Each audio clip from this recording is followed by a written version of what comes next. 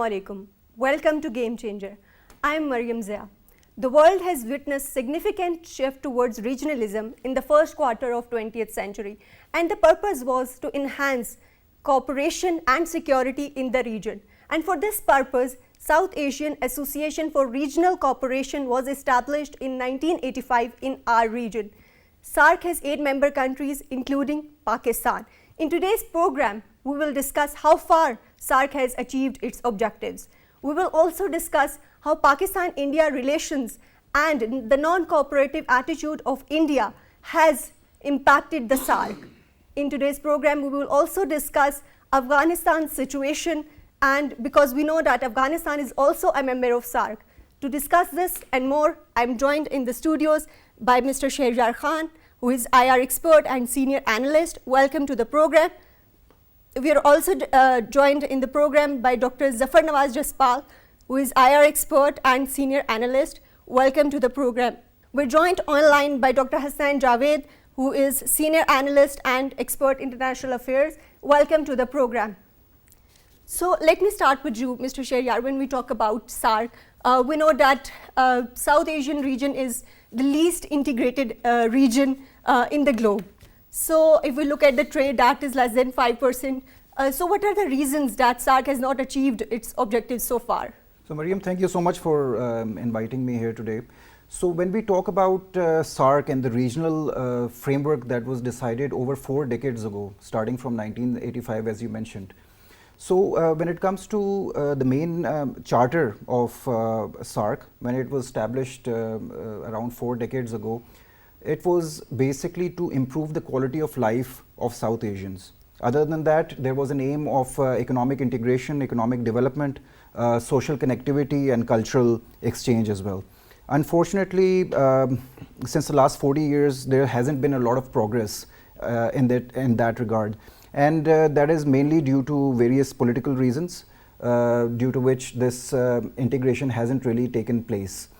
When we basically compare this regional bloc to other connectivity blocs like the European Union or ASEAN, even though they came out of times of intense conflict, they have been overall been able to put the conflicts behind and put the regional politics behind them and basically take that framework forward. And now we see that, as you mentioned, the SAARC region has the intra-trade level, which is less than 5%. And if we compare that with ASEAN, that's like over 50%. 50%, right. So, Dr. Jaspal, when we talk about these issues of integration, let's talk about how SAARC has evolved over the years. I think the SAARC evolved as a regional organization, but as a very weak regional organization because of the region's own colonial past and the troubles which we have been encountering. Since last 6 years, SAARC Summit is awaited, and that's why one of this. And second is SAARC is permitted to deal with the non-political or non-conflicted issues like non-traditional security challenges.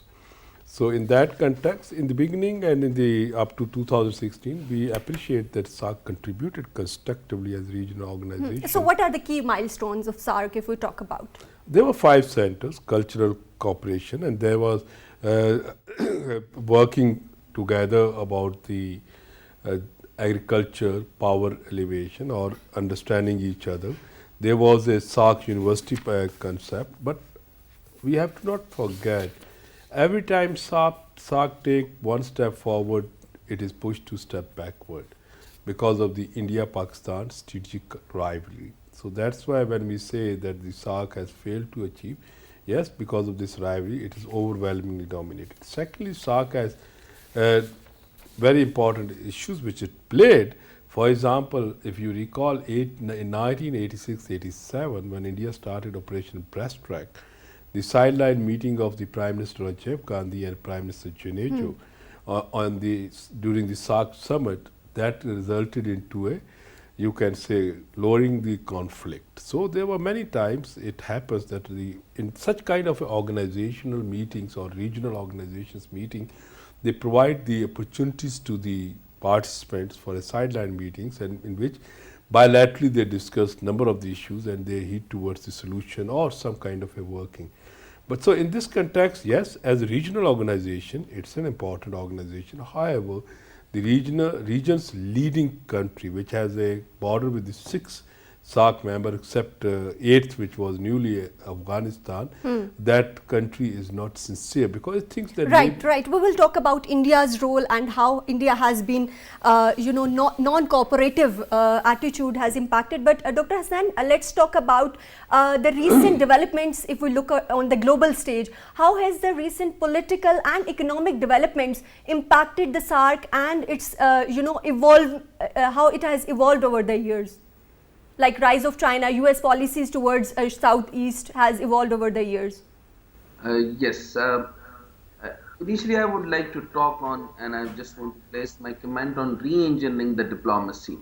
As you've seen that even in ASEAN, when it was established since inception in 2003, and then 2004, there is American intervention into the ASEAN is much above than the China. So it was the intervention by the United States in every way. But now we need to think and re-engineering the diplomacy. Like I think the term revival does not do justice to the situation with SAARC. I would rather call for the re-engineering of the diplomacy between the SAARC states. Inter-regional collaboration is relatively rare in the SAARC nations. And then is one of the biggest example of the of this was the United States and the Soviet Union collaboration on the space science during the Cold War. So it could be the best example we could have that. So they are working, even the United States and USSR and Soviet Union can collaborate on this. Why not SAARC? So creation of an emergency fund for the region, then though SAARC has been termed ineffective and dysfunction or defunct, what we call it. Dysfunctional. It's defunct is a different term, so I use the dysfunction. Maybe there is still a silver lining where member countries can get together to resolve the global challenge, such as spirit of the collaboration was evident in fighting the COVID-19 pandemic. Dr. Hasnain, that was one of the key initiatives. What are some other initiatives taken up by SAARC member countries on other areas of cooperation, like we talk about poverty alleviation and others? Very pertinent question. I just wanted to focus on an upcoming and a next question what should be arise. So SAARC should update its list of agendas and focus on the new regional and global challenges, because the past was being gone. So lock the door behind you. We need to be focused on the next. So collaboration on the green economy amongst the SAARC countries as an alternative vision of the growth and development. Second is the development of the digital economies, knowledge sharing to the boost IT product and service. Then is the technology transfer among the SAARC nation, which include the science and research, medicine. We are far, below in that area. So we have to be focused on that. Next is the collaboration to combat climate change. Everybody is focusing on the climate change and calamity. So Pakistan is the one of the worst affected countries. So we have to collaborate under the SAARC. And then is the combat hunger and poverty. So this is going worse in the under the economic situation. So then is the preparing for the global energy and the fuel crisis. All the SAARC nation and the observer countries must have to focus on these things, that how can we work on the global energy, how can we create the global energy and the fuel crisis. So if we have a deal, as per the SAARC nation, all 8 countries, have the collaboration, have the other things with the Russia, and then we work on the fuel crisis, then it could be better. We will be in the better situation. Right, then right. Dr. Hasnain, there is a need to evolve the areas of cooperation among SAARC members. So, Mr. Hasnain, like Dr. Hasnain rightly mentioned about these areas of cooperation, that these needs to be evolved with the passage of time. So, Mr. Sheharyar, when we talk about specifically about climate change, rural development and economic development was one of the major areas in objectives of SAARC. How has SAARC so far worked in achieving those objectives, and what has been the irritants? So, Maryam, if we talk about challenges facing this region due to climate change, we have to like see overall the geographical situation of South Asia. So first of all, if we look at the north of South Asia, where the SAARC region is situated, it has the Hindu Kush range and the Himalayan range. So due to these mountain ranges, we have like issues related to overflooding. We have issues related to glacier melting. And then obviously we have like challenges when it comes to power productions. We have challenges and conflicts brewing when it comes to division of water due to the rivers that are flowing from these mountain ranges. So the challenges of climate change that are emerging and the challenges that will be aggravated in the future cannot be resolved without any sort of like regional cooperation mechanism in place. And I think all of these countries situated in the SAARC region are one of the most vulnerable in the world when it comes to climate change. And that is also one of the reasons why I think revival of SAARC and this regional cooperation mechanism is inevitable, and it will have to be revived. Right. So, Dr. Jaspal, when we talk about climate change, sustainable energy resources is one of the important factors, and this was also on the agenda of SAARC as well. How SAARC is promoting the sustainable energy goals? In the last 6 years, SAARC has failed to promote anything because there was no summit. There was no foreign ministers meeting besides or the United Nations General Assembly. Whenever it convened annually, there was a practice of the meeting of these kind of the organization members. So we are missing that as well. So when you have no meeting, there is no trust on the SAARC, then definitely there is no way forward. So that's why when we are looking this, for example, whether it's an energy crisis, whether it's an environmental crisis, whether it's an urban planning crisis. So SAARC meeting was to be hosted in Pakistan in 2016. But because of India's attitude, this summit did not happen. So how do you see, the role of India in this dysfunctional organization, SAARC? I think that from the very beginning, India was afraid that the smaller countries of the South Asia would be ganging up against it.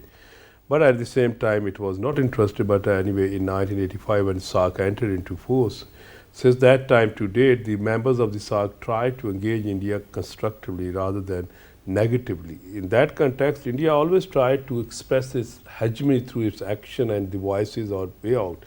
And in 2016, when it was scheduled in Islamabad in November, India, along with its two allies, which was Bhutan, Bangladesh, Afghanistan and Bhutan, three countries, and they opposed this holding of the SAARC summit in Islamabad. But generally, it was neither Afghanistan nor the others, but except the Indians were the main culprit or main force behind the cancellation of the SAARC meeting in 2016.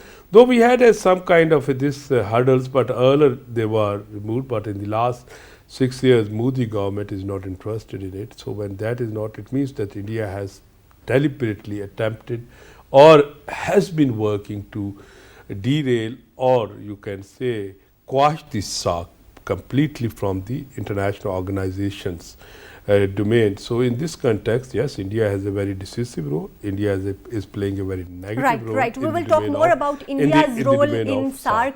And as we know that SAARC, one of the articles of SAARC mentions that the bilateral issues should not be discussed in these multilateral engagements. We will talk more about this and the India's role. How can we revive SAARC? We have to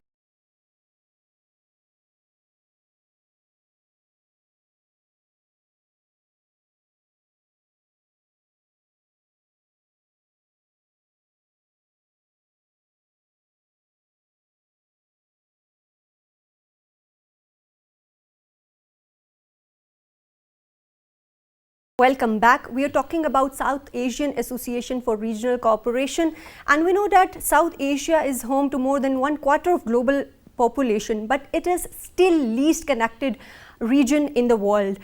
So Dr. Jaspal, like we were earlier talking about India's non-cooperative role in the SAARC. So do you think that India is making some subgroups in the region to isolate Pakistan, like there is an example you were earlier mentioning about the 2016 summit that could not take place in Pakistan? In fact, India has always tried what you call it overtly and covertly to isolate Pakistan. But in 2016, Prime Minister Modi openly stated that he is going to isolate Pakistan. In fact, in 2015, when the CPEC started, before that, Modi visited a number of times to China, and he approached them that they should not, they must not start the CPEC. But anyway, that started. And in 2016 onward, Modi approached the Russians that their military people cannot come in this region for a military exercise, and then he was criticizing. Though he failed to realize that in the 21st century, isolating Pakistan or even earlier, it's not possible. But still, he has been struggling since the last 6 years. And this is one of his election agenda also, or within his foreign policy agenda. So that's why, in order to isolate the Pakistan, he made the reason that because of the Uri attack, or then the later on about the Pulwama, and then we had an air combat in which India lost the 2 aircraft. So the increasing the tension with Pakistan, that is also a cause of the, you can say, SAARC's non-function. However, Pakistan has been trying that SAARC must continue, and we honor because the SAARC always believe in according to its agenda, and it is according to the, I think, United Nations article that we respect Article 10. We respect the sovereignty of the states, we respect each other's culture, we respect this sort of thing, and we are not going to discuss on this forum a bilateral dispute. Of And course. Pakistan has always been honoring, but India, why India is bringing bilateral dispute for blocking the SAARC summit, which was scheduled in November 2016, and since that day to date, it is not permitting to be held. So in this context, that when you look about India's primary objective, as I said earlier, that to isolate Pakistan, but at the same time, it is also isolating the SAARC, and it is keeping this region, which is already very much victim of poverty, backwardness, and now it is exposed to worst kind of a climate change. Of course. The disasters. So that's why I think that India's this attempt to keep the SAARC dysfunctional, it is not in the it is not going to disservice to Pakistan, but it is a disservice to the entire region. Of course, of course. So, Dr. Hasnain, when we talk about India's influence in the region, do you think China can play any role in neutralizing this influence and stabilizing the India-Pakistan relations? Yes, but there are a few hurdles. I mean, there are so many other things in that. I am much agreed to the Mr. Jaspal's point. But India is one of the biggest hurdle in this success of SAARC. One of the few points I just wanted to raise up, like though it constant negative propaganda has managed to poison Pakistan relationship with the Bangladesh and Afghanistan. Now, just for your, knowledge, the Afghanistan and the China presence in the Afghanistan is much more better, and the Iranian intervention in the Afghanistan is much more better than the US. So this is another part we will discuss after that. But how the India intervention go into that is like India continues to push its narrative of Pakistan as a terrorist state on all forums, including SAARC. So India's poor attitude has resulted in what? The frequency of the SAARC meeting is low. More engagements between the member nations are required instead of biennial meetings of SAARC nations should meet annually. So the energy and resources are deviated due to the broad area of the cooperation, and the implementation of the SAARC free trade agreement has not been satisfactory. Now, very important part I just wanted to mention is like India's rigidity in talking about the Kashmir issue has also added to the tension between the Pakistan and India relations and damaged and the Dr. effect. Hasnain, Kashmir issue has always been a part of this equation between Pakistan-India relations, and maybe one of the important factors that SAARC is still dysfunctional. Yes, that's very true. That's very true. Here I just wanted to, before I coming to the the economic part of this, but your part is very much important, that India's hegemonic attitude toward the Southeast Asia and the intervention of the United States. This is the main matter. So your valid point is coming here in this perspective is like how China can veto to it. How can China arbitrate this point? So my answer is to that is Pakistan must have to have the better relationship with America, and then in that relationship we have to empower the SAARC, and we have to work for the better relationship with the Bangla and the Afghanistan. If we are not dealing all these problem and hurdles within Afghanistan through negotiation, I am using the word through negotiation. So if we are dealing with the negotiation, and at the last result, if they are not doing that, then we can go up to any extent, because we have to counter the India, we have to counter their propaganda, we have to counter all their bad intentions which is towards the Pakistan. So the more focal point is that all of the SAARC nation, 8 countries, are completely indebted and completely in debt, and their economic situation is going worse and worse, and India's propaganda we must have to encounter. Mr. Sheharyar, when we talk about South Asian region, we know that it has a huge potential, but like we are discussing that India has been one of the factors, and the non-cooperative attitude of India has been hindering this integration in the region. What role can other countries like Bangladesh and Sri Lanka can play for the revival of SAARC, because we know that Pakistan-India relations are in contention? Maryam, that's a very good question, and I personally think that Bangladesh and Sri Lanka are the countries that would be able to revive the SAARC much better than Pakistan and India because of their traditional rivalry. When it comes to this animosity between India and Pakistan, the rest of the SAARC countries are also suffering because of that.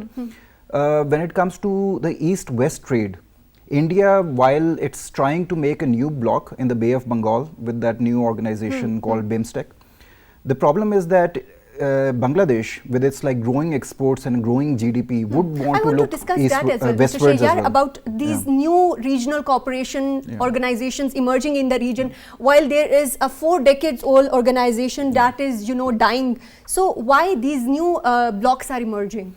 So now, and Pakistan is the only country that is not part of this organization, right? So this is like a political arrangement, I think, and politics shouldn't be played when it comes to regional cooperation mechanisms, first of all.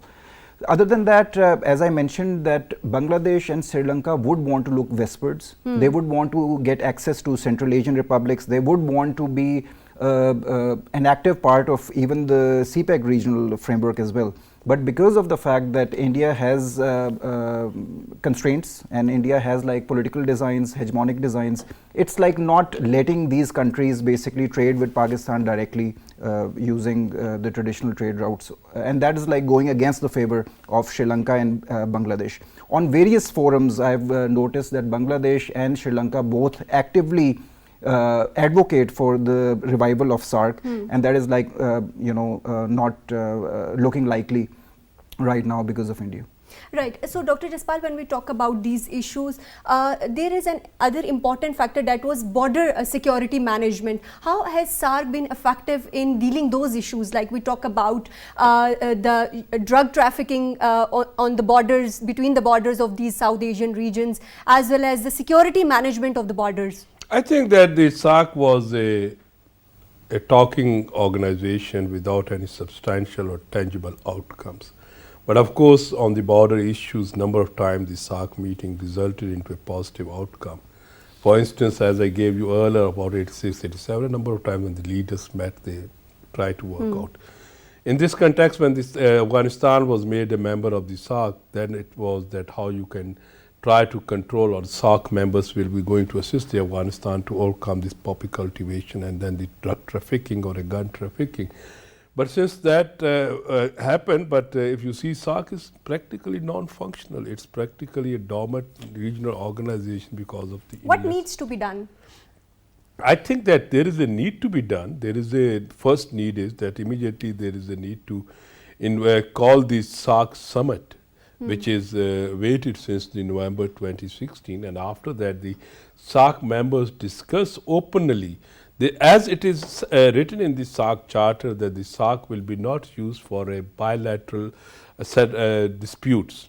So if India and Pakistan has a bilateral dispute, we are not bringing it, and it shall not block the SAARC But operational is right. operationalization. But Dr. Jaspal, other countries also backed this boycott of India in 2016. No, not all, not all. Only Afghanistan, and at Right. that time, we know what is happening in Afghanistan and the Ghani government, and at the same time, Bangladesh, since by this Awami League party, it always supported the Indian sort of thing. But at the same time, Bhutan, but of course, they lobbied for it. And in the region, we have to not forget, India is a country with which, except Afghanistan, all the smaller members have a border linkages. And it's not diplomatic correct to say, but practically what we have been witnessing, India's Indira Doctrine, which was released in 1983, or Gujarat Doctrine, which was targeting only all the SAARC members except Pakistan, it seems that the other members of the SAARC had accepted the India's hegemony. Or you can say because of India's big mass and influences, and then that's why they tried to not be on the wrong side of the India. So that's why you find some kind of thing. But as earlier Sheharyar very rightly pointed out, Sri Lanka, Bangladesh, their leadership many times expressed their desire that the SAARC must be, a SAARC summit must be convened, and SAARC must operate as a functional regional organization, as we have been seeing EU and others, because without the regional connectivity or regional members, regions members cooperation, it's impossible that this region will come out of this poverty or a backwardness. So that's why it's very imperative. But because a quarter of the population is living in this region, but unfortunately, India's attitude, because India is thinking that it is, you can say, blocking Pakistan, but Indian leadership has failed to realize that Pakistan is required for their movement towards Central Asia and as well as the other region. For example, if Sri Lankans want to do a trade with Central Asia is a landlocked state. They have to use our, you can say, port. Same as Bangladesh has to use our port because there is no other connection with it. Same is for Nepal.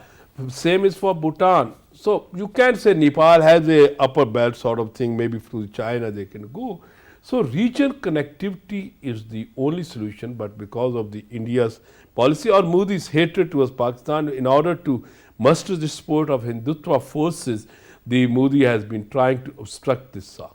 Right, of course. So, Dr. Hasnain, when we talk about these issues, of course, there is a lot of potential in South Asian region. And when we talk about South Asia Free Trade Agreement and SAARC Preferential Trading Agreement, they were materialized. But still, when we look at the volume of trade among the SAARC member countries, that is still below 5%. What are the reasons for that? And what needs to be done for enhancing this trade volume between the SAARC member countries?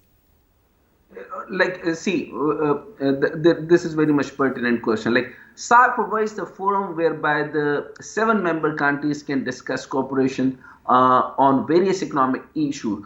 It took 10 years before the SAARC could actually take off with the operationalization of SAPTA in 1995.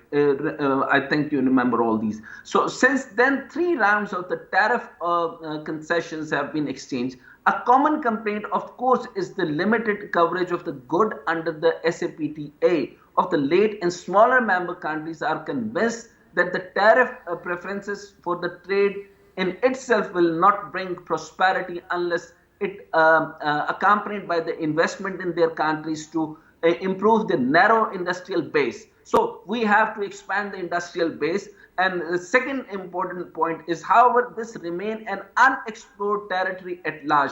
The economic cooperation among the SAARC countries is very low as compared to other regional bodies like ASEAN or the EU. Next, I just wanted to raise one more point. So, one of our dignitaries says that Sri Lanka could help in all these issues. Well, Sri Lanka, you have seen that in the recent time, the intervention of the China and the Belt and Road project in Sri Lanka was the major concern of their, was the basic reason for the bankruptcy in the Sri Lanka, because all the transportation, all the road infrastructure, all the industrialization is by the Belt and Road project by the China. Then intervention of the Mike Pompeo goes into the different way. So this is not the, a probable way to discuss in that way. So Bangla and Pakistan, Afghanistan, this SAARC region must have to decide their fate by their own. So under the Belt and Road Project, and we have to declare the specific arbitration by the China, and then we have to discuss and negotiation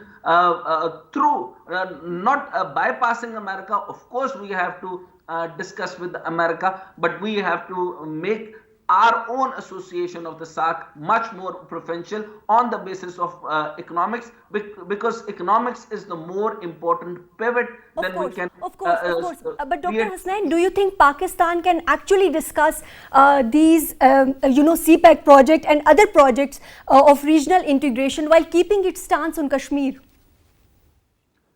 Yes, on the point of Kashmir, yes, Pakistan is very vital in this issue. After 35A, the Section 35A, and then the 370, what the massacre has been done by the India and the Hindavta and the Modi's approach, and the most important, the Ajit Deval. The Ajit Deval is completely on the idea of just vanishing the Pakistan. He has no other way out. He has offense strategy against the Pakistan. We have to counter it at any aspect, because 370 means that they are converting majority. In presence of these extremist ideologies, how can Pakistan actually discuss regional integration with India and revival of SAARC for that matter? See, in my opinion, we have to be the same way the way India is doing with us. We are not extending our hand of peace towards India in that situation, because when there is a war, it must be war. Then we have to deal with the America, and through America and the United Nations and arbitration of China, we have to deal and negotiation and sign a pact between the India and Pakistan. And most important matter, first come first, Kashmir, and then he should not intervene in Afghanistan, and he should not aid and giving a fund to the Afghanistan for the terrorism in Pakistan. So this is our concern. This is our very probabilities and concerns. We are in the situation of war. So we are not focusing on all these issues, and we are not compromising on all these issues. We have to first come first. We have to take China as an arbitration and take this issue onto the international court, that India should not intervene in Afghanistan for the expansion of terrorism for the Pakistan. Right. Thank you very much, Dr. Hasnain, for joining in today's program. We will take a short break here, and when we come back, we will discuss about Afghanistan's stability and situation. As we know that Afghanistan is also an important member of SAARC.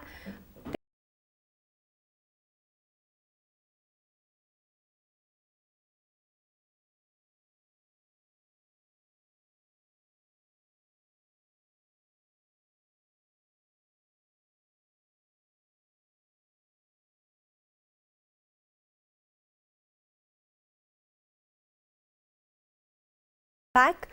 Viewers, we know that Foreign Minister Mr. Bilawal Bhutto Zardari is on a visit to Germany, in which where he is attending a security conference, and Afghanistan was one of the issues on which he spoke at length. We will hear a soundbite from one of the speeches of Mr. Bilawal Bhutto Zardari, and when we come back, we will be discussing at length about Afghanistan's situation, and because we know that Afghanistan is also one of the members of SAARC. So let's hear the soundbite. No resistance to the Taliban that is any serious threat to them exists. There's a fool's paradise in the West that there's going to be some sort of resurgence of the National Front or anybody else. That's not happening.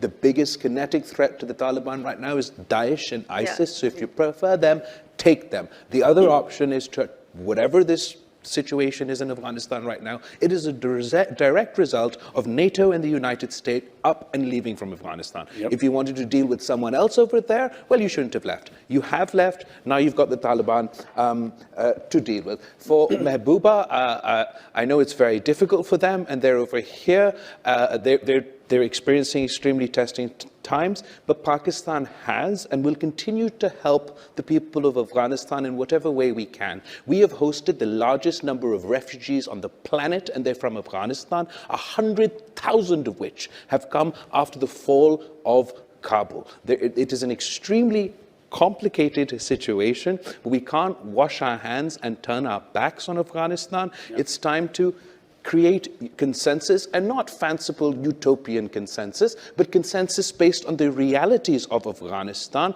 continue the humanitarian aid, open up their banking channels, unfreeze their funds so their economy can function. You can't starve your way to women's empowerment. There has to be a functioning state. At any opportunity, in any way, I'm willing to engage with the civil society, with the women, with the Taliban in Afghanistan. But we can't wash our hands, turn our backs, and leave them to their own devices. We cannot turn our backs towards Afghanistan. To discuss this, we are joined online by Dr. Fazalur Rahman, who is Director, Pakistan Institute of China Studies, Sargodha University. Welcome to the program, Dr. Fazal. Mr. Bilawal said at the conference that situation in Afghanistan is because US and NATO left, and as a result we have Taliban government. So what is your take on this statement? And also he says that the biggest kinetic threat to Taliban right now is Daesh and ISIS.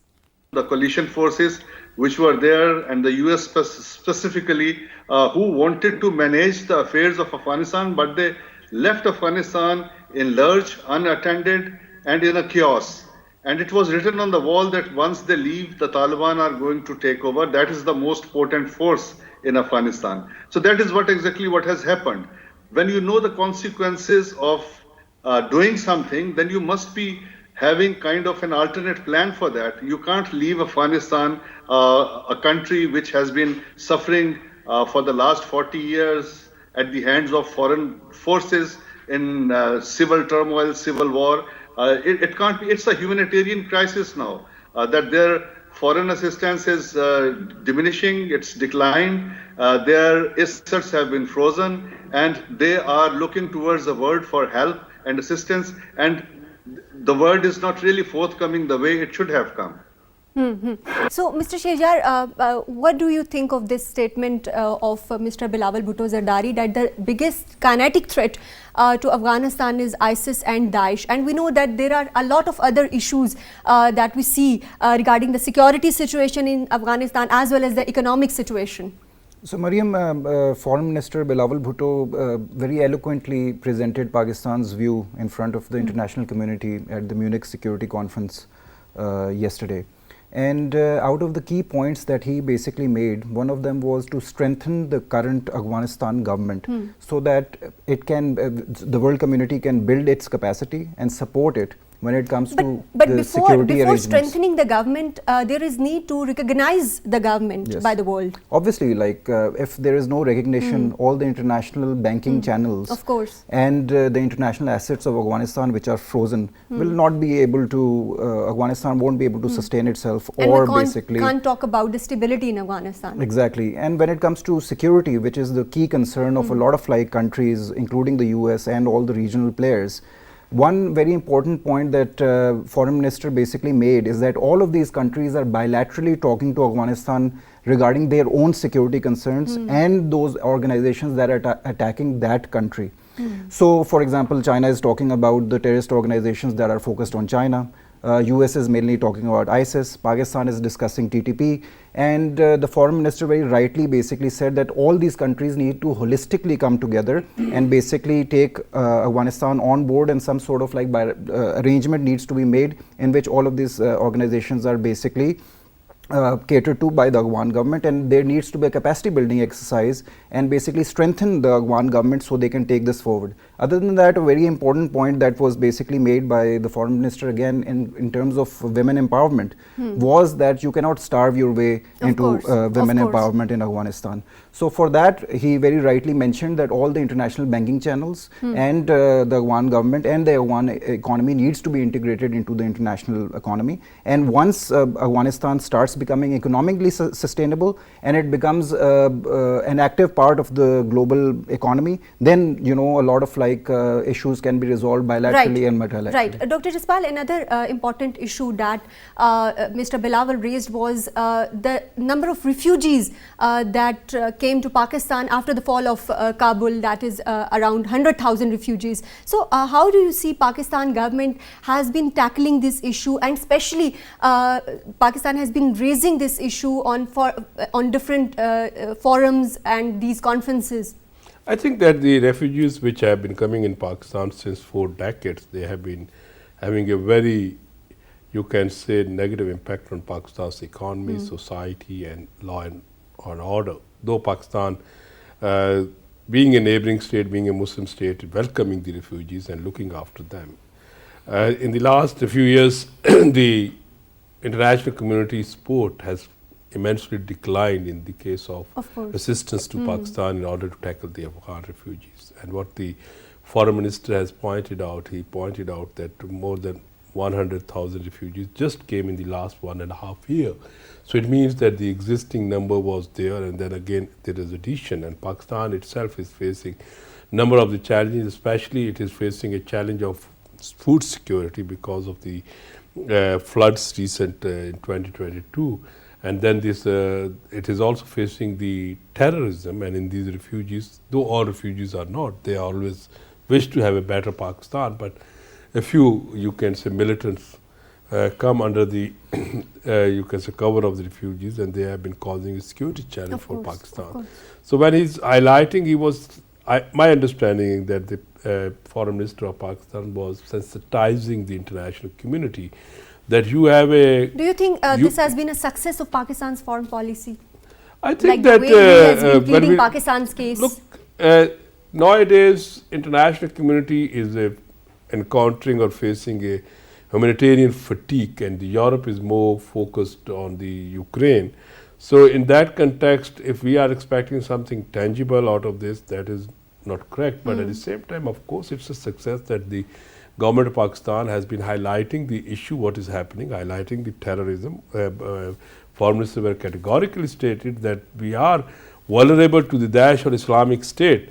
Then there was also, interestingly, Pakistan has been sustaining or maintaining one policy on the Afghanistan, whether, though on TTP we have a lot of differences. Now today in Pakistan, many people are demanding to revisit the Afghan policy, but what the foreign minister said, that we cannot turn our back towards the Afghanistan, because instability in Afghanistan will be having a spillover impact on Pakistan and on the other neighboring states. So if you want to make your own country stable, secure, we need a stability and security in Afghanistan. That, I think, was the very rightly pointed out. Right. Dr. Fazal, when we talk about stability in Afghanistan, of course, like Mr. Bilawal Bhutto Zardari pointed out, that the consensus is very necessary by the global nations in this regard. What's your take on this, and what needs to be done? I think there should be a plan of reconstruction and rehabilitation. And I think the international community should develop a consensus and pool the resources to help Afghanistan. This reconstruction, rehabilitation plans have been going on for decades, but I think that they have not been able to achieve any substantive result in terms of turning around the kind of infrastructural requirement Afghanistan has.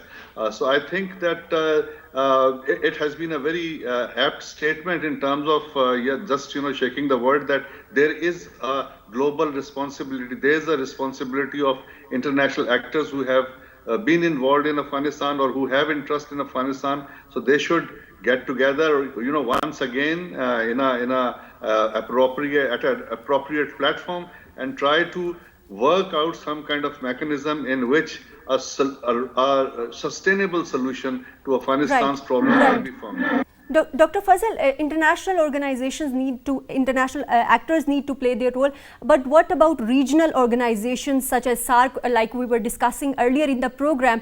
Like we know that Afghanistan is one of the important members of SAARC. What role these regional organizations can play for stability in the region? I think SAARC has been almost dysfunctional since 2014, and it is going to remain dysfunctional as long as the Indians do not change their attitude towards regional integration, regional organization. SCO is, I think, a little bit better platform for taking up the issue of Afghanistan, because SCO has established Afghanistan contact group, and under which they have been discussing the situation in Afghanistan and trying to work out the way forward how to deal with the situation in Afghanistan. So perhaps SCO has more prospects, or even ECO has more prospects rather than SAARC. Right. So we are again discussing that SAARC is kind of a dead organization, but when we look at the issues in the region, there are a lot of issues that need to be discussed, like security in the region. What steps should be taken to discuss these issues? So Maryam, the complexities of the world order in 2022 dictate that no issue within any region can be resolved at a national level or bilaterally. So these regional cooperation frameworks are very important in resolving all sorts of conflicts. It's also like very important to resolve all sorts of like trade related and political issues as well. So if we talk about SCO and like other regional trade blocs and regional trade organizations, all of them basically cater to all of these issues as well. And again, when it comes to environment, when it comes to climate change, when it comes to water related issues, all of these organizations, especially SAARC, will be very important for the future of this region to basically take it forward.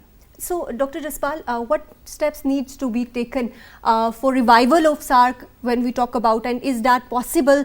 What actions the SAARC members needs to take for that? I think that of course, we are living in an interconnected world, and in this globalized world, regional organizations have a very significant role to play in the economic stability, political stability, or you can say cultural or innovation in the region, scientific innovation. They have an important role to play. In this context, of course, sooner it's better we can revive the SAARC, and there is a need to hold or convene a meeting of the summit. And after that, so how to put these bilateral issues aside?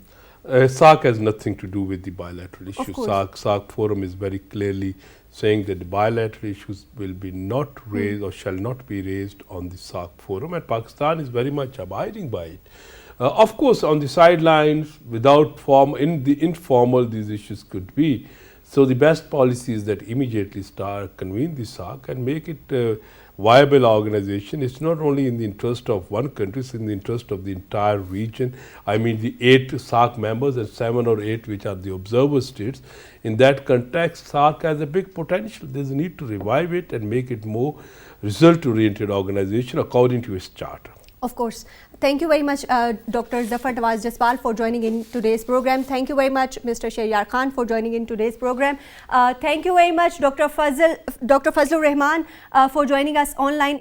In today's program, we discussed about South Asian Association for Regional Cooperation. Even after 4 decades of establishment of SAARC, it has not achieved its objectives. When we look at other regions, the other regional organizations like EU and ASEAN have successfully achieved their objectives of integrating different nations. It is need of the hour that South Asian nations resolve their issues for the brighter future and prosperity of the region. That's all from Game Changer tonight.